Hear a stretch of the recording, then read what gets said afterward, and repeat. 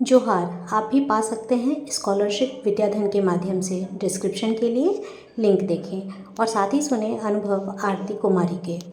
मैं आरती कुमारी कक्षा 12वीं की विज्ञान की छात्रा हूँ। मैं विद्यालय के नाम जिला रामरुद्र मुख्यमंत्री उत्कृष्ट विद्यालय है। मैं स्कॉलरशिप के बारे में बताने जा रही हूँ, विद्याधन के बारे में। तो मुझे विद्याधन में 11th में मुझे 10,000 रुपीज़ मिले थे एंड इंटरमीडिएट में मुझे फिर से 10,000 मिलेंगे और ग्रेजुएशन लेवल में मुझे 75,000 तक की स्कॉलरशिप राशि मिल सकती है। तो मुझे विद्याधन के बारे में अपने स्कूल की शिक्षिका निरुपमा मैम के द्वारा पता चला था।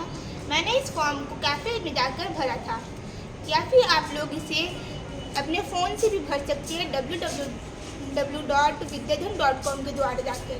तो मैंने इसे फॉर्म को जब ऑनलाइन सबमिट कर दिया था, तो इस फॉर्म को भरने के लिए मुझे एक आधार कार्ड की छायाप्रति, फ़ोटो और अपने 10th की मार्कशीट चाहिए। और 10th की मार्कशीट में 75% एबव वाले ही इस विद्याधन स्कॉलरशिप को फिल कर सकते हैं। और साथ ही अपने और अपने पिताजी की एक आय प्रमाण पत्र की छायाप्रति चाहिए होगी। तो उसके बाद फिर जब मैंने ये अपने फॉर्म को फिल कर दिया था, तो फिर मुझे अक्टूबर में एक मेल आया था कि मैं 14 अक्टूबर को ऑनलाइन एग्ज़ाम होगा। तो फिर ऑनलाइन एग्ज़ाम में होने के बाद फिर एक शॉर्ट लिस्ट दिया गया था मेल के द्वारा कि मेरा सिलेक्शन हो चुका है। तो अब मुझे इंटरव्यू की तैयारी करनी थी। तो मेरा इंटरव्यू नवंबर में था।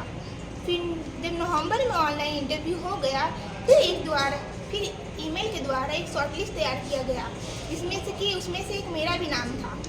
तो मुझे यह जान के बहुत ही खुशी हुई कि मैंने इंटरव्यू भी अपना क्लियर कर लिया है।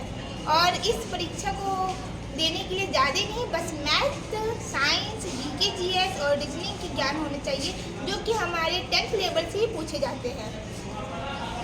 उसके बाद जब हमारा इंटरव्यू क्लियर हो गया, तो फिर एक हाउस विजिट किया गया था, जो कि वहाँ की जो प्रशासन है वो लोग आपके घर भी आ सकते हैं या फिर ऑनलाइन किया जा सकता है। तो हमारा हाउस विजिट ऑनलाइन किया गया था। उसके बाद जब हाउस विजिट कंप्लीट हो गया, तो हमारे बैंक में हमारे स्कॉलरशिप की राशि आ चुकी थी मार्च तक में। तो फिर उसके बाद हम लोग को अप्रैल 23 को हम लोग को बताया कि हम लोग को एक ट्रेनिंग करनी है रांची में। तो फिर हम लोग का ट्रेनिंग स्टार्ट था 28 अप्रैल से 1 मई तक का।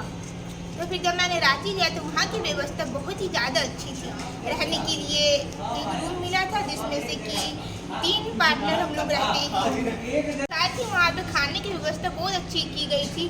जैसे कि सुबह में वहाँ पे लगभग 7 बजे तक में नाश्ता दे दिया जाता था और 1 बजे तक में दोपहर का खाना।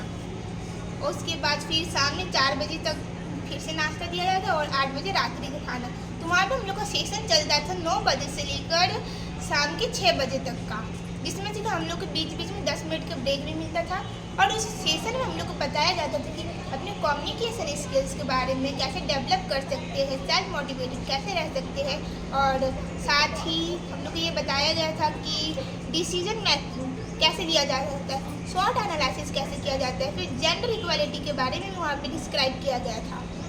और वहाँ का सेशन बहुत ही अच्छा था। वहाँ के जो टीचर थे उनका नाम था दीपेंद्र सर और राधे सर, जो कि हम लोग को वहाँ का सेशन करवाते थे। और वहाँ पे हम लोग का एक IAS ऑफिसर थे, उनसे भी बात करवाया गया था, जिससे कि सारे बच्चे अपने अपने प्रश्न पूछते थे। साथ ही एक इंजीनियर और एक MBBS डॉक्टर से भी हम लोग का परिचय करवाया गया था।